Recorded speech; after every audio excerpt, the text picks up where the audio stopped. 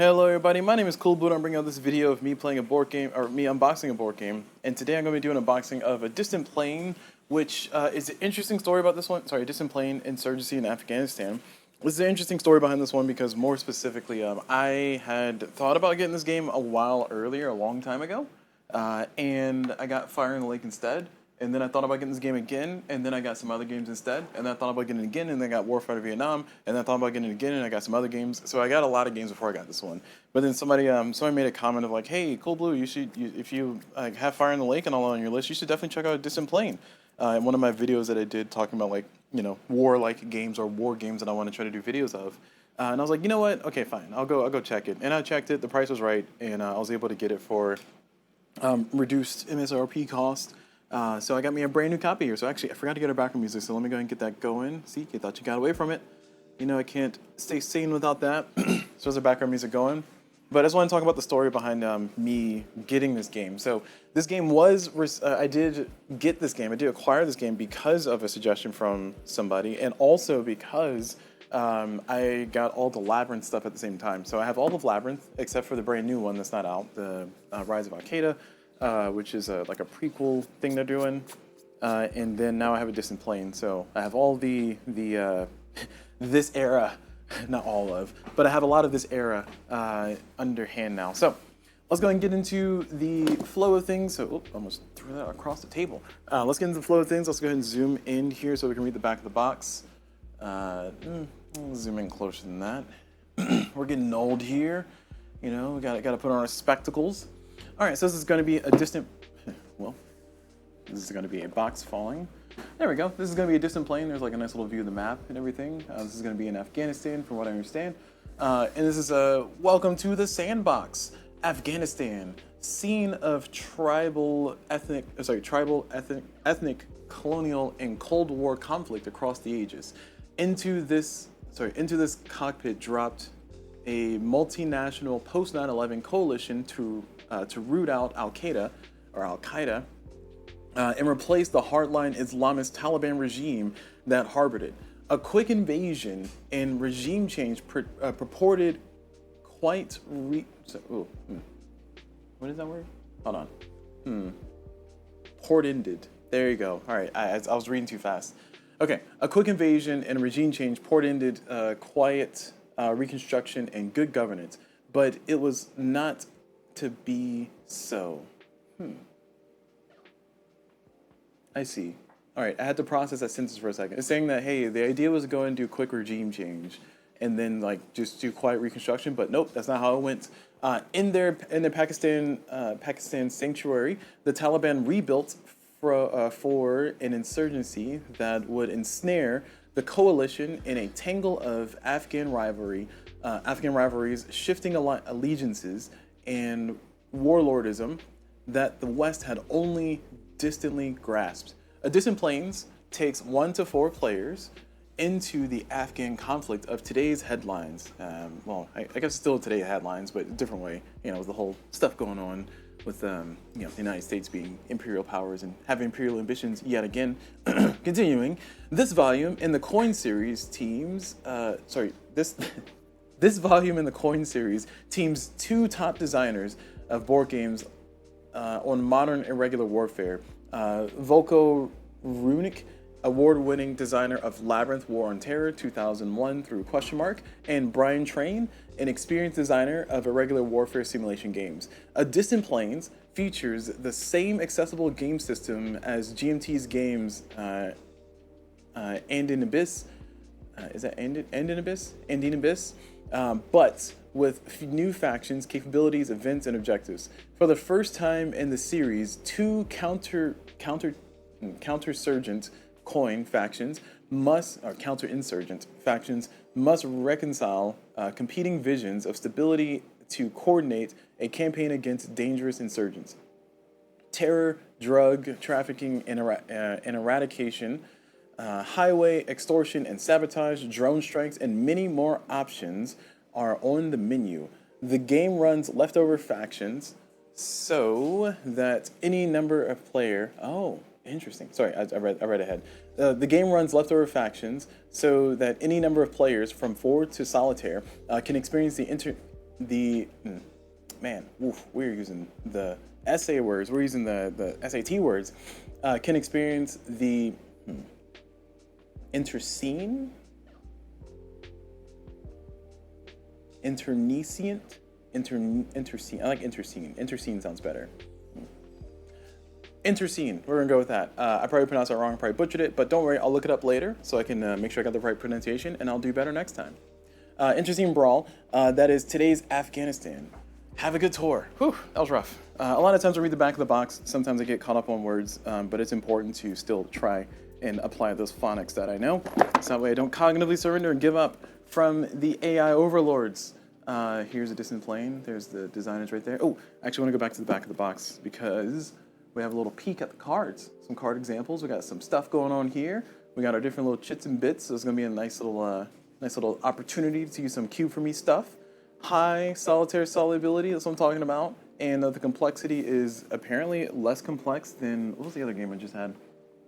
Less complex than, was it Infernal Machines? I think Infernal Machines was a medium, it was a 6 on the complexity. And that's a solitaire only game. Don't quote me on that. I was learning that game earlier today. So let me go ahead and zoom out so we can get our view here. And let's get to the unboxing. Let's go ahead and open up shrink wrap. So let me get our tiny scissors here. Tiny scissors. So one of the interesting things about having games like this is that I have the desire to maybe one day play this game with some of my family members who were in the military around this time period. But the problem that I have with that, and the issue I'll probably face with that, is that they're probably like, I do not want to live through or play a simulation of a thing that I lived through, you know? So that's going to be like an interesting thing. But I do know that there's some people who, you know, have done tours of duty and have seen and done the Uncle Sam's work, and they come out wanting to kind of go into games like this and kind of be the person calling the shots and the person making the decisions and facing the challenges. So respect to everybody out there. Respect to all the service people who are interested in that. Also respect to people who don't want to experience that. But I'm just mentioning that because I think my family members might be on the side of, I really don't want to go through this. So good thing I can play it solo. All right, so we got everything out of the box here. Nothing special in the box, but we got a lot of bits.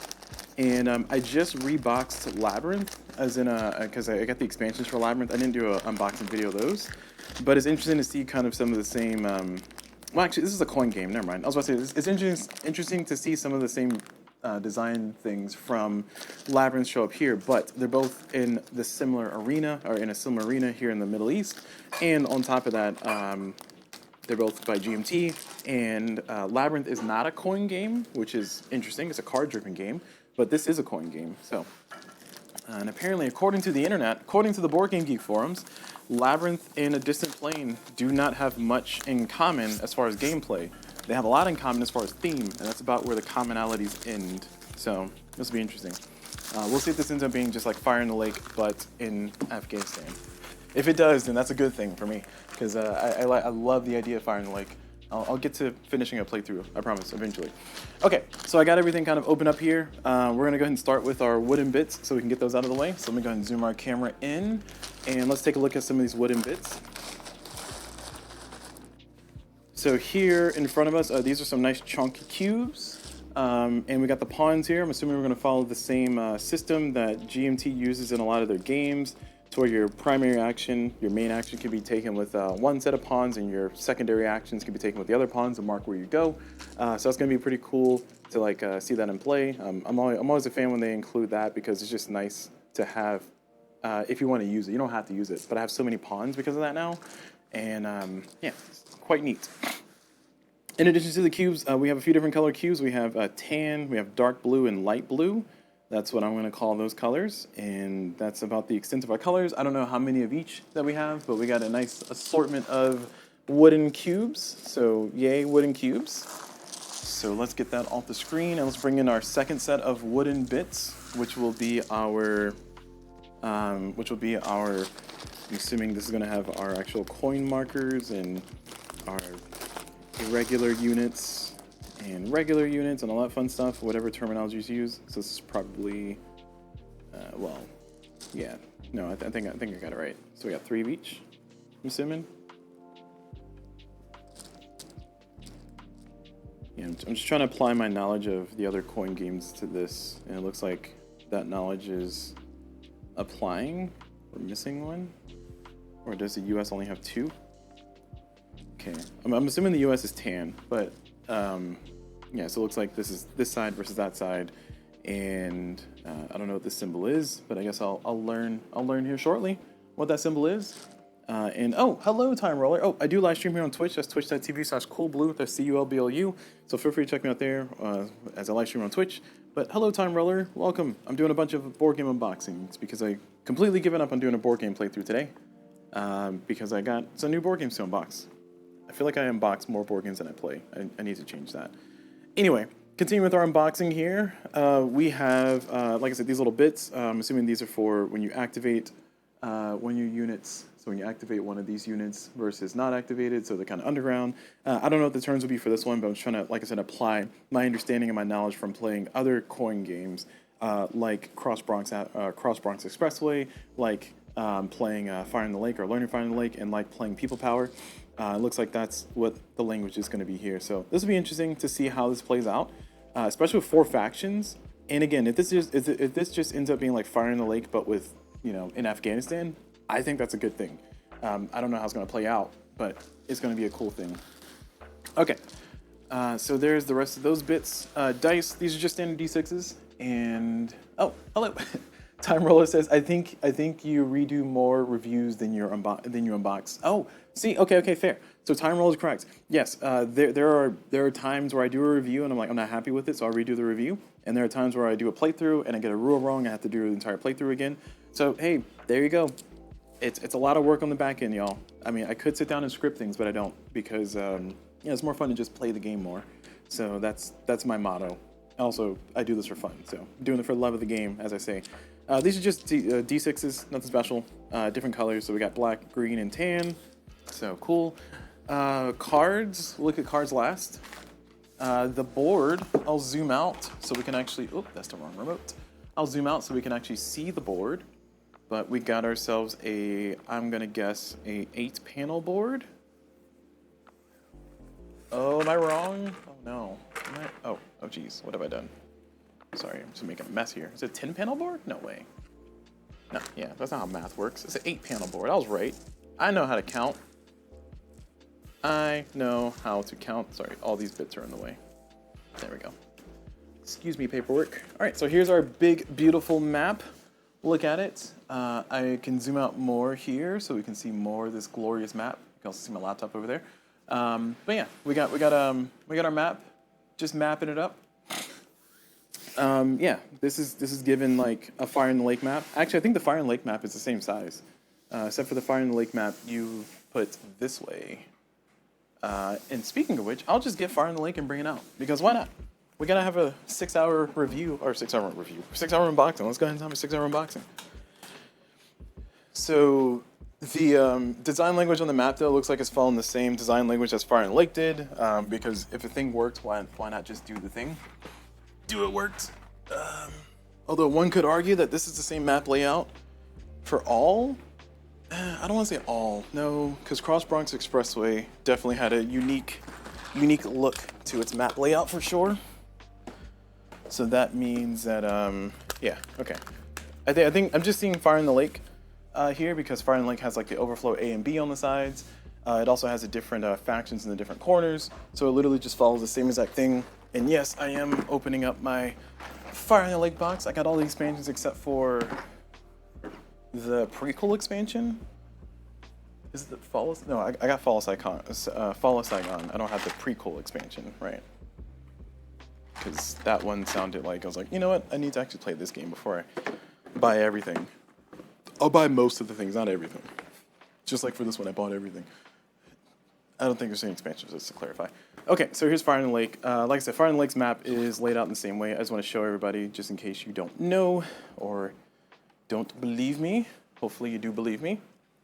But the Fire in the Lake map, if I just lay it here, it's the exact same size. And this one is set up, like I said, this way. and you kind of have the same design language of like overflow box B and A. The different factions kind of sit on the sides, with the Viet Cong Republic, the Arvin, and then the United States up there. All that fun stuff. I do prefer maps that are the way that a Distant Plains map is, because when you have a map that's like tall, like this one for Fire in the Lake, it's really annoying to kind of get on camera because you got to put everything sideways, and then it's like hard to kind of read the name. So I prefer maps that are landscape instead of portrait, is what I'm trying to say. All right, let me put Fire in the Lake's map away. Just put that right there and done. All right, and I'll just sit there until I'm done. Okay, so what else can we look at the map? We got a legend here. We got the capabilities box. Yep. Same design language. We got Islamabad track. What is this? So it says Islamabad track. I'll zoom in on this, or try to zoom in on this. Islamabad track says Pakistan's posture towards Taliban, hostility, pressure, tolerance, backing, sponsoring. Oh, interesting. So we can kind of go back and forth, and that could evolve as you go. So that's an interesting thing. We got our different locations, and this is really cool. One of the things that I like about playing or getting into some of these war games is that you end up in places to where I'm not very familiar with geographically. First and foremost, I am geographically challenged. More specifically, I don't pay enough attention to maps. And as a result of that, I end up not knowing where things are. But in playing these games, games where you have maps and you move things on spaces, especially if you're a little bit more intentional about saying, okay, I'm gonna send my units over to Ganzini, or how you pronounce that, then you can know where things are and be a little bit more aware of where things are and the distance from everything. I know. Is it Cabal? I don't know how to pronounce it. I forgot. As soon as I said I know that place, I was like, oh nope, I forgot the pronunciation immediately. Mostly because it was in the news, given the United States is leaving finally of the Forever War, and then starting another one right immediately. Thanks, United States government. Anywho, politics aside, it's not even politics, it's just imperial ambitions aside, let's go ahead and close the map, and let's move on to the cards, which we will stare at because there's going to be a lot of things in the cards, and I'm going to see if I recognize any of the events in the cards, because usually, especially with coin games, they'll have events that happen IRL, in real life, and it would be pretty neat to see, it's like, oh man, I remember this happening, or oh man, I remember when that happened, and all that fun stuff. And hello, Heroic Logic, welcome. I'm just going to continue here. Let's open up these cards. I might sleeve these. No, I'm not gonna sleeve these cards. I spent all day sleeving and storing Labyrinth, because like I said, I got the expansions for that one finally. So now I can play a more involved solo mode, and that one I'll definitely learn for sure. But the cards here, nothing to write home about. I mean, these are just thinner cards. I think the cards for Labyrinth are definitely thicker cards. Don't quote me on that though, because I sleeve my cards immediately. But looking at the cards, let's see, we got ISR, I don't know that one. Oh, Predators, yep. Reapers, yep, the drones. So Reaper drones and Predator drones. Number 2 is dead. Aerostats, US-Pakistan talks, so on and so forth. So just a whole bunch of stuff here. I don't know if this game is broken up into eras, because like People Power is broken up into different eras. I think Fire in the Lake is broken into different eras as well. So I'm interested to see if this game is broken up into certain eras as well. I would imagine that maybe they didn't do that, so anything can happen at any time. I don't see like a year mark for certain things happening, or like a date mark. We got a bunch of propaganda cards, and I'm assuming propaganda is just some scoring checks. So it looks like that's what it looks like it is if I'm just making assumptions. But yeah, this is cool. This is cool. I think the cards for every single coin game literally has the same thing going on. I really wish they would do like a bigger picture, but I also understand that you're trying to keep the cards standard looking and whatever, and boring graphics is better than too flashy graphics. I just think that some of the artwork, not artwork, some of the historical photos that they show here, and it's so weird calling this historical photos because I remember seeing, not all of this, but I remember seeing like some of these things talked about in the news, and some of these photos that I'm seeing here, Well, I can't name any photos that I've seen that I was like, oh, I've seen that before. But these are all historical archived photos, and it's really cool, and I really want to see these bigger is what I'm trying to say. But again, I know they're trying to stay consistent and show like the different locations, and it looks like, let's see, is this the turn order? Oh, it is, okay. Yeah, it looks like up here is the same turn order. So you're playing a coin game, when the event card shows up, I'm assuming you get a one event look forward in the past, or in the future. So you'll be able to know current event that's going on, event that's coming up, so you can see what the turn order is by default, so who gets to choose which one first, and you have a whole back and forth with the coin system deciding, do I want to take an action this turn, or do I want to wait till next turn to do a thing? So that's neat that is still there. I just like the idea of the coin system. It's just so interesting how that plays out and pans out. But anyway, all right, cards, that's it for cards. Nothing super exciting outside of just the title of the cards. And oh, do we have text? No, we don't have historical text here. Okay. Yeah, I'm not seeing any historical text. Oh no, I do, yeah. Uzbek warlord returns from exile. ANA specialist, fields cleared. Everyone gets a slice. New Pashtun or ex-Northern Alliance leader. Yeah, okay, so we do have the historical text there, cool. Because that historical text is, I think, super valuable. Will I ever go back and look at all of the historical text and read it all? Maybe not, but it's just nice to have like a physical copy of things. I've learned recently that having a physical copy of things is a really reliable backup, because sometimes you're like, no, I know the things in the book. They just updated and edited. Clearly, they've done that. They've done skullduggery. And then I go to the physical copy of the book and say, see, it's right there. It's right there. Now, it's not to say that you're not allowed to change the context and change the text in your book if you're the author, especially in our digital world, but it's just sometimes scummy, especially in this misinformation age. Oh, there's cardboard bits. Oh man, I skipped the cardboard bits. I'm sorry, guys. I didn't realize there was a cardboard sheet back there. All right, we gotta do cardboard bits. All right, let's do that. Let's do our cardboard drop. I mean, that's not going anywhere. That's like in there. The corners are pre-rounded for a lot of the pieces, so I do appreciate that. As somebody who just got done rounding all the corners from the extra bits from Labyrinth, the Labyrinth expansions, let me tell you, I am kind of over having to round corners. I will round the corners, but I'm over it. So I really wish there would be more pieces like this. I guess you can fit more pieces like this, and when you get a certain size, it doesn't make sense to round the corners pre-rounded. It's just nice, because like, man, when you get these bits and the corners are nice and, you know, chamfered or whatever you want to call it, whatever the proper word is, it's just so nice to have the bits ready to go. Now I gotta get my ye old corner rounders and round these tiny corners here, so I can be satisfied with my my board game here. So let me get all these out here. Looks like these are the control markers. And I wonder if this game is going to be maybe shorter, like a smaller in scope than something like Fire and Lake. Because Fire and Lake, to me, one of the reasons why it's so hard for me to like fully learn that game solo is because I had to like focus long enough to actually do it. And when I play Fire and Lake, it's like, man, there's so much going on, there's so much happening. So as a first foray into coin, it is difficult. People Power, I made it through. At least once, and that was an entertaining experience. But I can see how that game becomes very samey and boring.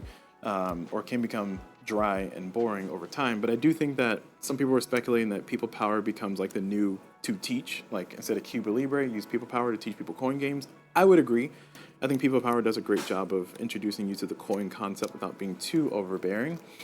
But as somebody who doesn't have CulBlu Libre, I just want to clarify, I'm speaking specifically as somebody who's only experienced People Power instead of just both People Power and CulBlu Libre. But what I'm trying to say, though, is that, yeah, the extra steps sometimes you have to take about, like, okay, do I do this? Do I do that? And then when you do, how many locations do you activate it in? It just ends up being a whole thing. And it's its own system that you have to understand and learn.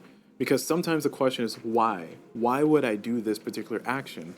This action doesn't make sense. But then when you play it more, you start saying, oh, I see. And that realization, like I said, I made it through People Power. I also made it through Cross Bronx Expressway.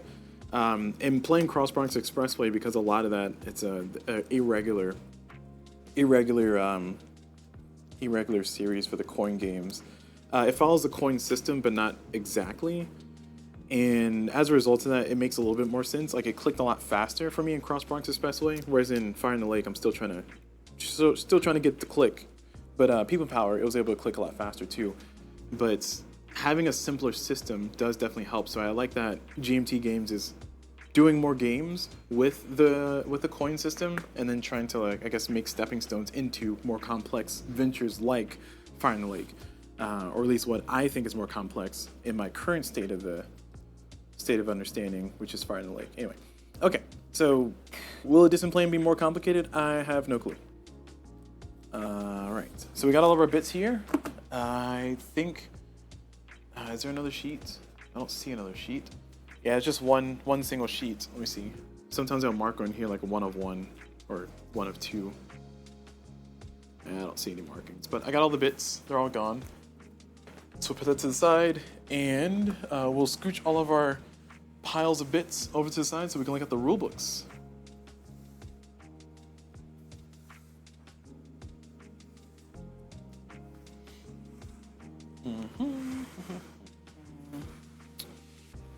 All right.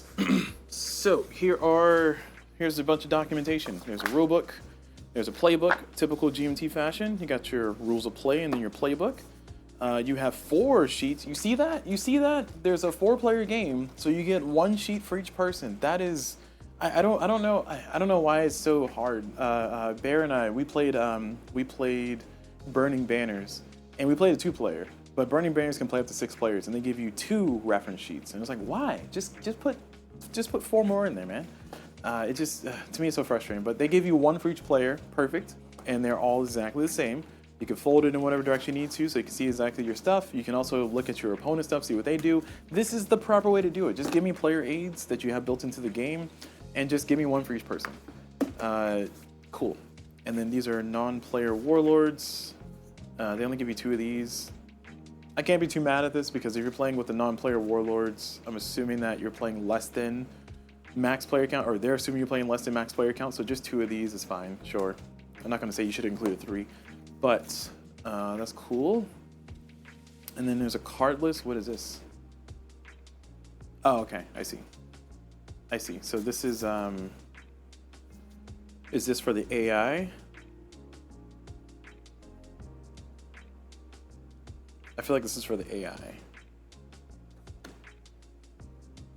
Or is this for the players?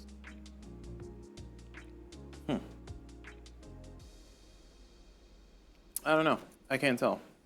This might just be a flowchart for how the game works. Oh, no. Here's this. Non-player, pass if... Okay, this is for the AI. Got it. Okay, cool. That was clear.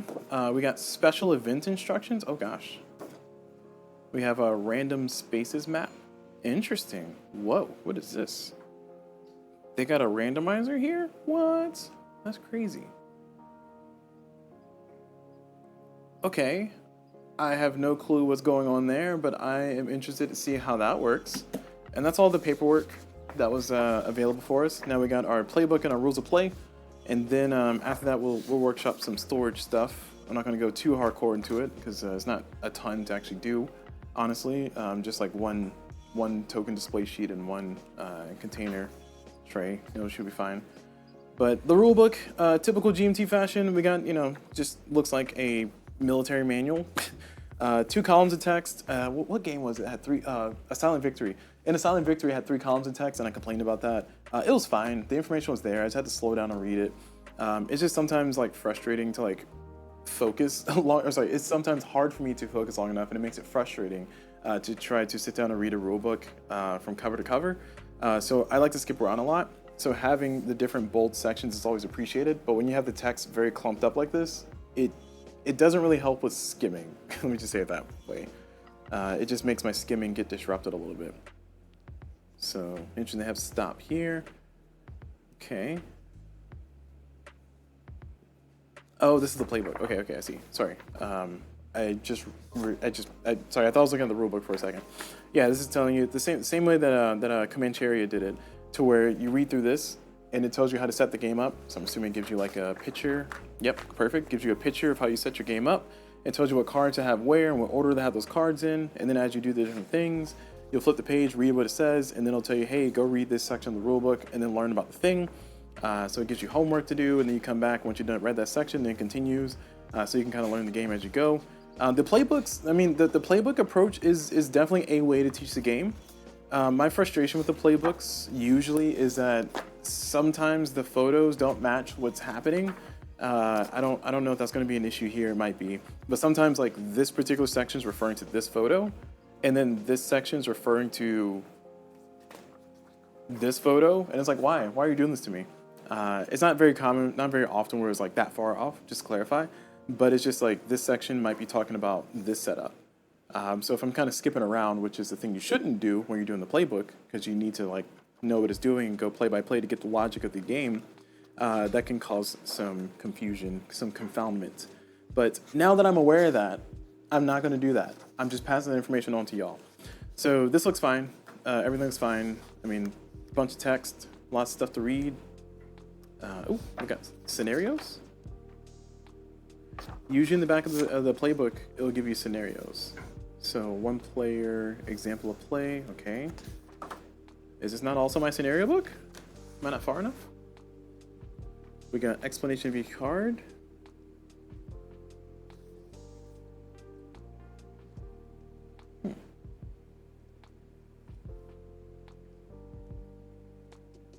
I think this is an explanation of the cards. Let me see. Oh, okay. Event text and background. Got it. Okay, so it gives you the event text, gives you the background of the thing. Let's see if I can find one that I might be familiar with. Let's see. Car bombs, Pakistani politics, NGOs, crop substitutes, power shuffle, mine removal, Islamabad. I was just looking at the photos. I wasn't reading the text here. Let me go back and read the text. Sandstorms, profit sharing. Ooh, do they have like Blackwater or contractors in here? They might. Is that what NGO is? Non-governmental organizations, NGOs, were critical conduits of non-military aid and support for Afghanistan. Not surprisingly, therefore, their workers and projects were targets for the Taliban. Oh, interesting. Man, I'm not seeing any indication of those darn contractors. They're probably in there. I feel like they gotta be in there. Urban specialist, is this it? No. SEAL Team 6, number 2 is dead. Special Forces, partnering policy, strategic release. One tribe at a time, anti-corruption drive. Okay, all right, that's enough looking at this. The main thing is that we have a bunch of cards. I was expecting to see like a scenario section. So I don't know if this is going to be scenario based or it's just literally, hey, here's a game plopping you in, or the scenarios might be at the back of this rulebook. Oh, okay, I see. Yeah, at the back of the rules of play. So I'll zoom in a lot closer so we can actually read a little bit better of the rulebook. But here we have the rules of play here. Like you see down there, it says scenario. So that's the section I was looking for. So let's look at the rulebook and see how the rulebook has it laid out. I'm expecting a lot of diagrams and photos. I'm seeing it. I'm seeing like this is explaining what the things are, what the names are, the different markers. Always good to have like the markers page so you can kind of know what's what and what goes where, or at least what is called what. And then you have an explanation of different things. Looks like you got your aid and patronage system here. So pulling up from Fire in the Lake. Looks like we got a similar thing here. Sequence and play. We got the different bold titles over here, just kind of give you different sections that you're in. Special activities, and everything is nice and bold and bullet points, or nice, bold, and well, just nice and bold, so you can visually jump to what you're looking for. So if you need to go to section 6.4.1, you know it's right there. That's good. That's always good. It helps it stand out against this wall of text. Bullet points, I'm always a fan of seeing those. Yeah, it looks like a very good rulebook. Again, for the purposes of GMT, this is what I expect to see in their rulebooks. I think Compass Games tries to do different things, and sometimes it works, sometimes it doesn't. But also I think that's more so up to the person making the game as opposed to Compass Game as a whole. But yeah, GMT is very consistent. So if anything, they're consistent. Scenarios. Where's scenarios? This was in the back section, right? Did I pass it? Definitely passed it.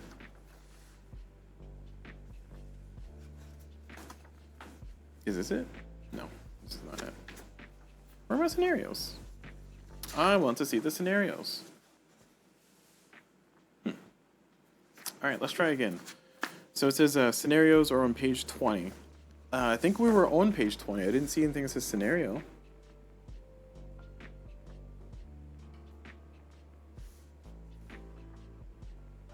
Huh.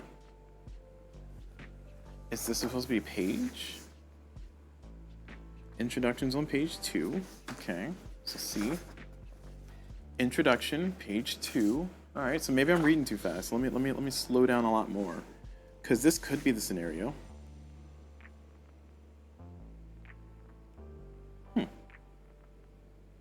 No, does not look like a scenario. This is just key terms. Are these the scenarios? Is this it? Just attack, terror? No, I don't believe you. I think there's a typo. Or there's no scenarios included in here. That's upsetting if so. Okay, here's the scenarios on page 23. Why did it say page 20? It says page 20, right? I'm not going crazy. It says page 20.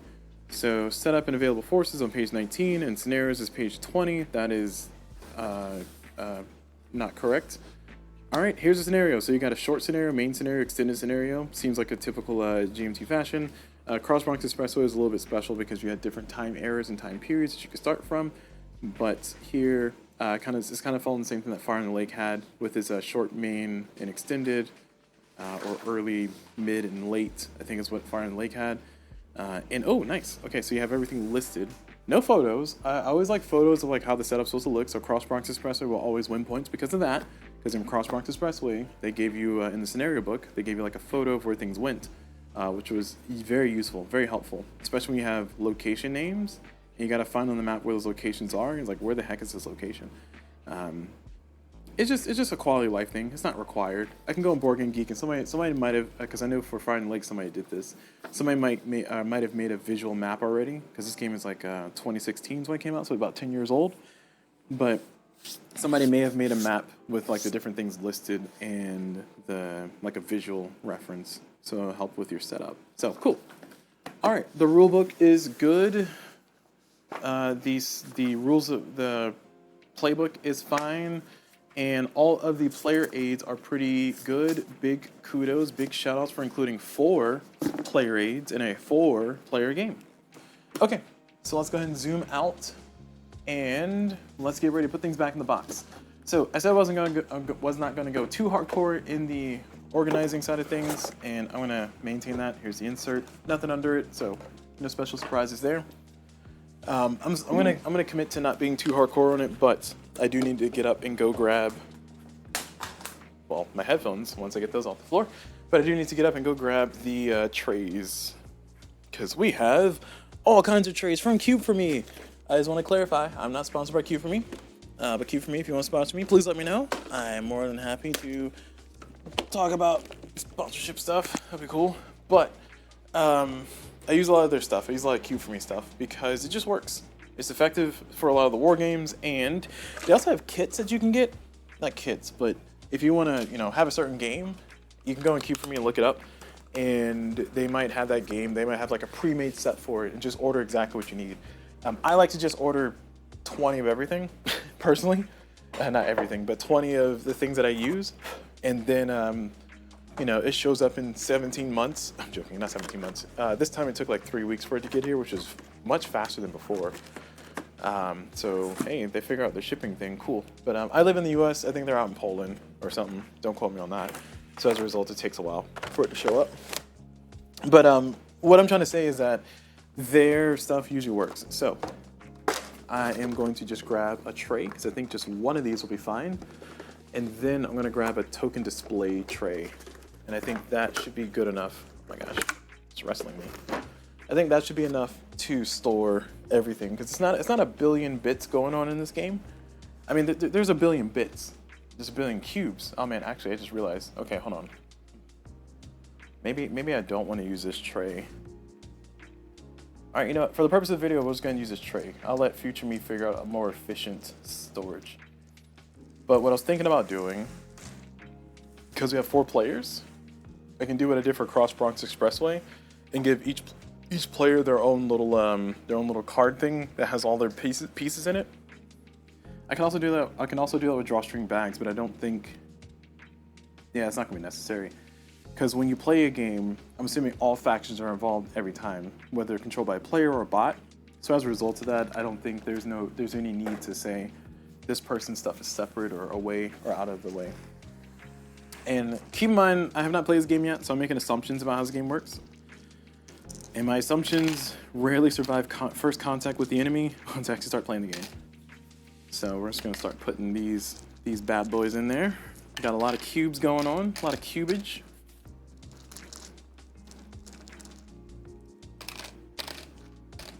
Don't want to put too many in there. And there's plenty of space in there. So you see here, there's plenty of space in there. I can also stuff more of these, but I want to make it to where I can still reach my finger in there and pull these pieces out. I don't want to make it too compact in there, but I can maybe get away with just using 2 trays. Nah, 2 trays might be pushing it. Hold on, let me still try. I'm still gonna try.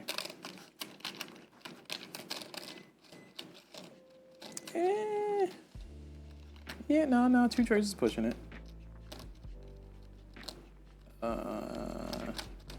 I mean that kind of works. Yeah, I can still get my finger in there, so that's okay. 2 trays works. 2 trays it is. All right.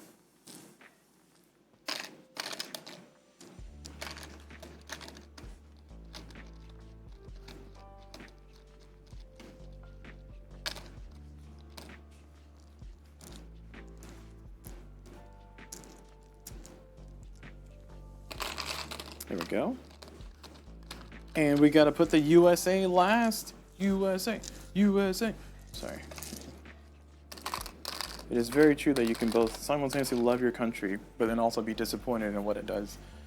It's like, USA, why? Why are you doing what you're doing? Please, explain. Okay. Alright, so there we go. So we got USA. We got Taliban? I'm assuming the black is Taliban. That's what it was in Labyrinth. So maybe they kept the same thing, kept the same energy. Oh man, the dark blue is kind of close.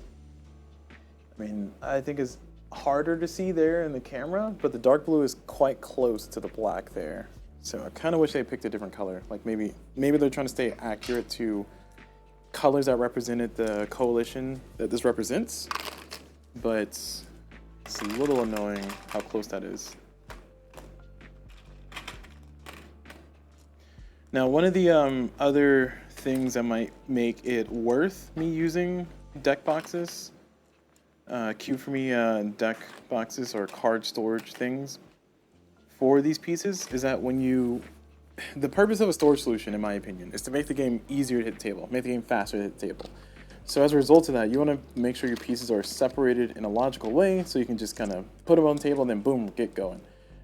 Putting all the pieces inside of this tray means I have to pull the pieces out of this tray in order to play the game, and it kind of slows the process down a little bit. The only benefit is that things are separated and sorted, presumably. Actually, let's see that for these big pieces here. So, I don't know. This may be a blessing, this may be a curse. I don't know. Consult your fellow occult person. They'll tell you.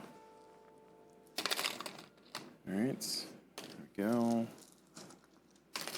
And boom, organized. Okay, not fully. We got a lot of chits and bits to deal with. Got some dice here. We can put the dice right there. That's fine. It's plenty of space. Look at that. There we go. Oh, missed a piece. And we gotta go to our pawns. And we're running out of space. I was confident that this would be more than enough. Starting to wonder.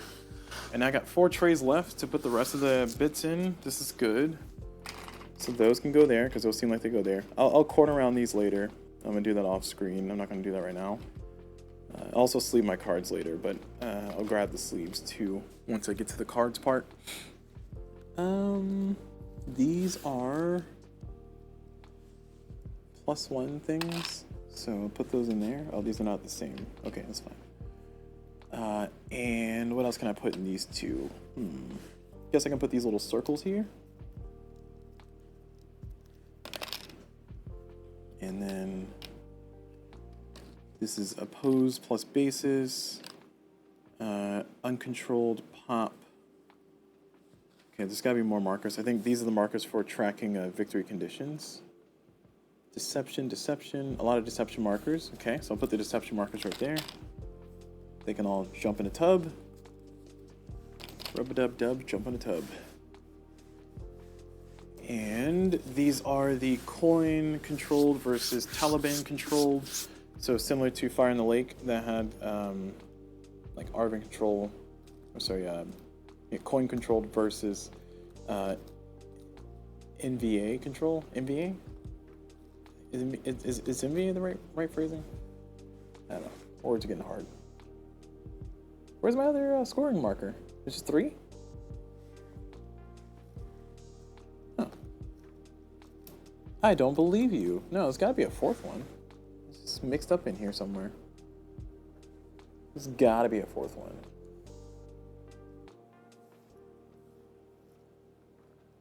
Am I going crazy? The answer is probably yes. Oh, there it is. Nope, that's not it. That was a ghost.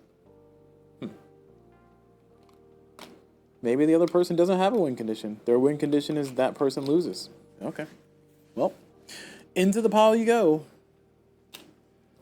All right, and the rest of these are actually, you know what? You know what? I thought about this. I have done this backwards. I think these need to go into the token display tray, and these markers, these coin-controlled markers, need to go here, because there's a bunch of these common ones. And actually, oh, I found it. Support plus aid. Hey. Okay, so there's a 4th marker. I'm not crazy. These deception markers look like they need to go into a cup eventually, or a bag or something, so you can randomly draw, because they have different things. And that's good because I can put the oppose and support markers in there, and I think everything else is going to go in a token display tray. So that way you'll have those pieces that I need to find specific ones of. I can find them, and I'll put the deception markers in a token display tray too. Or I could double up. Hold on. So I can free this tray. If I put these pieces in here. Oh, actually, I could save a whole tray if I do this. Yeah. Perfect. Okay. That works. Then I'll move these over here.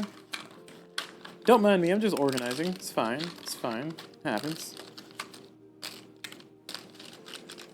And those there. And then I can put the deception markers there. Perfect.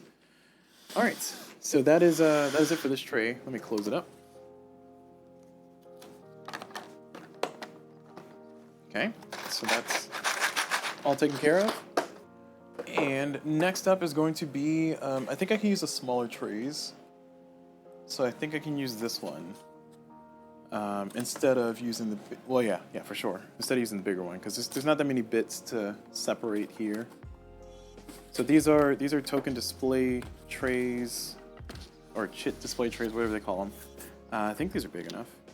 Oh, that's not big enough for that. Is it big enough for this? Okay, it's big enough for this, but just barely. But these circles don't work here, so these circles will need to go. I'll put them in the thing over there. A second. Oh, the squares can stay. Okay. All right, let's continue with our journey here. So we got our markers here for bases. Opposed plus bases, coin plus patron, uncontrolled pop, and then support plus avail. So I'm assuming that support plus avail is going to be the US, coin plus patron is going to be the side that we're siding with, and then opposed plus bases is Taliban, and then uncontrolled population is for the resistance or whatever, the other side. These markers here are like specific events, so different capabilities, I think is what this game calls them. Different capabilities you can get from cards and make things more powerful or make things like a certain event happen. So I'll put those in here. Actually, we can do a row for each.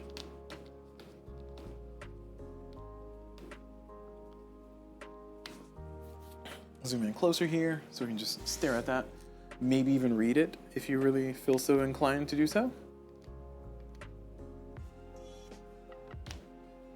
Now there was one time where in one of my unboxing videos I saved myself because I was trying to look for where I put things and I didn't know where I put them. So I went back and watched my video and I was like, oh, that's where I put them. And I was able to find it immediately. So, you know, I kind of appreciate doing free archiving on the internet by virtue of just doing my natural video, huh? This is for the culture. It's for the culture, y'all. Right, these A and B can go up here. I'm a little bummed out these circles don't fit. I mean, they fit, but they're like, you know, they're not laying flat. I guess if I turn upside now, I mean, I have to like shove it in there. Yeah, so these circles don't fit. I'm still bummed that they don't fit because that'll be perfect because then I can just keep everything in there. I'm not using all the tray, so that's a very inefficient use of the tray, so I might be able to throw some more bits in here. Oh, actually, because I think these, yeah, these might be something else. So these are returners +1.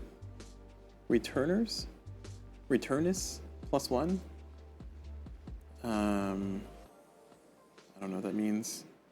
This one says government spending limits, and then for solo game, okay, for solo game, yeah. So we can put these markers in there, and then that means we free up this little tray, which I'll scooch down the things. Let's switch these, put these over there. You're fine.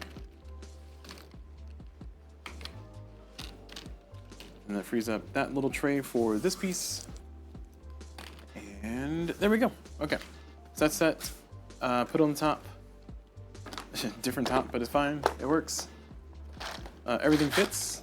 We got a little bit of a bulge. Where's the bulge? Where are you bulge? Oh, the dice. Of course, the dice. The dice are going to cause us problems. All right, whatever. I can throw the dice somewhere else. Darn dice. All right, there we go. If I put the dice somewhere in the middle, the bulge won't be too much of a problem, but then it makes it to where sometimes these pieces... Oh, wait, there's still a bulge. Wait, why is there a bulge? What's happening? Is this the right size top? Okay, maybe it's not the right size top.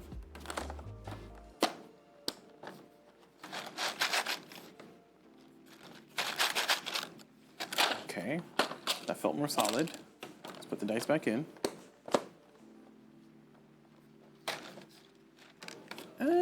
I mean, it still works. The dice are still kind of locked in there. You see they're not moving. And maybe it's this. Oh yeah, it's this. Okay, I see. It's the pawns.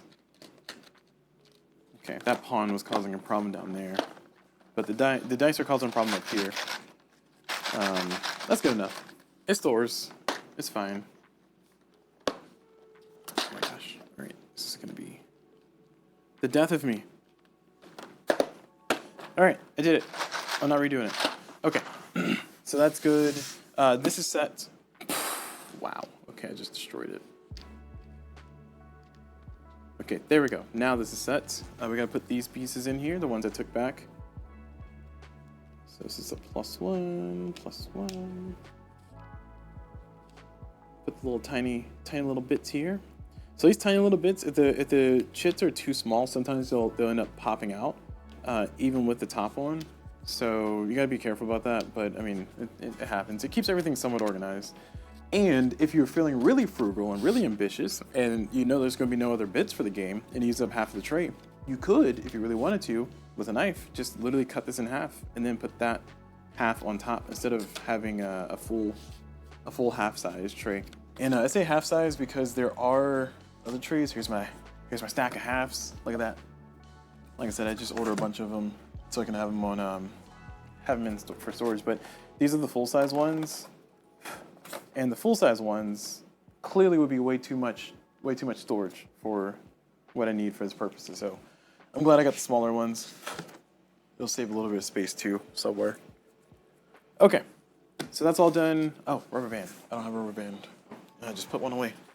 All right, let me go grab a rubber band for that. I need to order some more rubber bands too. Running low on those. Just running low on everything, aren't I? Gotta send some more dollars cute for me's way. Okay, so this rubber band goes across like so, and that's it. So stored, and it should be able to survive moving around as long as you have a top that fits on properly, which is just another tray, empty version of the tray, or just empty tray. And you can also put chits here too, if you really wanted to, but we only need one sheet, so we're fine. Okay, let's go and put everything back in the box. Let's go and zoom out, and we got the box. And we're gonna have plenty of space left in this box, my gosh. All right, where's the board? There it is, under all of this. Oop, that was almost bad. All right, so here's the board, there. And then here are the chits and bits. And here's some more chits. Cards, I didn't put these cards in a container. They do give you a billion plastic bags, so I do appreciate that. I am not gonna use the plastic bags as shame though, because I have Q for me to save the day. As I almost fall over. Alright, so we might be able to get away with a single giant tray, maybe? No, that's too many cards. Once I sleeve those, it's going to basically double the size. How many cards is it? Let's see. Let's see if it says on the back of the rulebook, or back of the box. 78 cards. So it says 78 cards right there. So, I mean, maybe 2 trays, but I don't want to use 2 giant trays. Grab me some sleeves. Those are open. Oh look, my corner rounders. Right in the middle of the floor.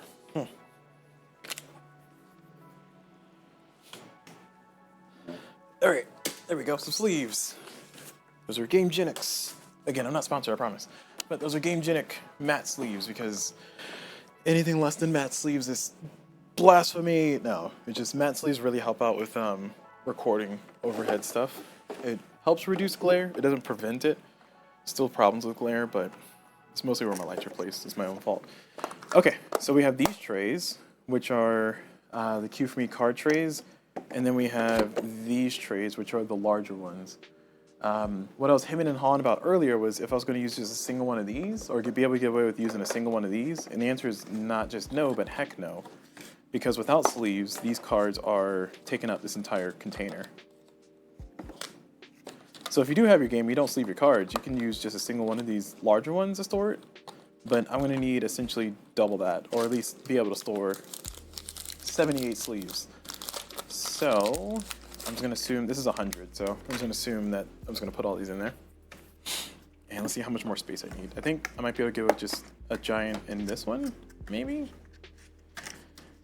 No, not just no, but heck no. All right, well, 2 giants. Let's do 2 giants. I don't want to use up all my giants, but I've been using up a lot of the smaller ones lately, so I'll just use 2 giants. Call it a day. I'll come back and reclaim these if I need to. It's not that big of a deal. Okay, there we go. All right. So I think the giant ones can store 92 cards or something. I don't know. Don't quote me on that. I mean, clearly not 92 because it's already at the top. So maybe this is like 76, so 75 cards. And it's supposed to be for sleeved too. So cool. All right. So that's done. Thank you. Oh, that's not the trash can. Okay, it's fine. The floor is fine. The floor can be trashed too.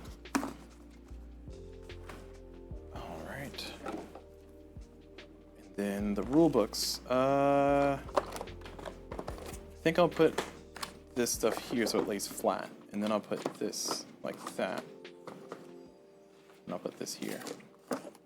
So we're gonna have no box lift by the looks of it, and I'm happy about that. Yeah, look at that, no box lift. Oh wait, a little bit of box lift. Okay, I can fix that. I think I can fix that by rotating the rulebooks, which somebody mentioned in one of my videos. I think Cross Bronx Expressway unboxing. They mentioned that it's like, hey, if you just rotate the books. And I was like, oh my gosh, that's so simple. I did that and it worked. Why didn't I think of that? So shout out to the person who made that suggestion, because I will never forget it. Clearly, I could have thought of it, but I just didn't. And that helped it lay a little. That helped it lay a little bit flatter, but not much. So I think it's still gonna be box lift. Darn it! Darn it all! I gotta throw the whole game away now. It's box lift. Can't play it. Just gotta destroy it. Yeah. So the box lift is at the bottom. So it's gonna be about that much box lift, which is fine. It'll still fit on the shelf. It'll still fit on the shelf, so it'll be fine. Okay, so that's been the unboxing here for a Distant Planes. Distant Plane Insurgency in Afghanistan. And I'm looking forward to learning this one and playing it. I'm also looking forward to learning and playing Labyrinth, or finish my learning and play Labyrinth, because I have, like I said, all the stuff to play it solo. I'm also looking forward to one day finish learning and playing Fire in the Lake. And I'm also looking forward to, I got a lot of things I'm looking forward to, but I'm mentioning all those games because when I see this game, I think of those games too. So we'll see which one ends up being the titan of the series. I think there's space for all of them because they all tell like a different story and different history and have a different, slightly different playstyle, even though they're all coin games, except for Labyrinth. Labyrinth's not a coin game. Just to clarify, coin game TM. But yeah, that's gonna be it for this video though. So let me know what you all think in the comments. Let me know if you're all excited to see me play this one. Because this is a coin game adjacent, this one will probably be, like, I might play it before I do Fire in the Lake. But I can't make any promises on how soon you'll see a playthrough this one because I'm still trying to wrap my brain around Fire in the Lake's 4-player coin system. So, but it's still in the collection, it's still here, and I will learn the experience. I'll learn the game and I'll experience the experience and share it with the world. But for right now, that's gonna be it for this video. Thank you all very much for watching. Hope you all enjoyed it, and as always, I will see you all whenever.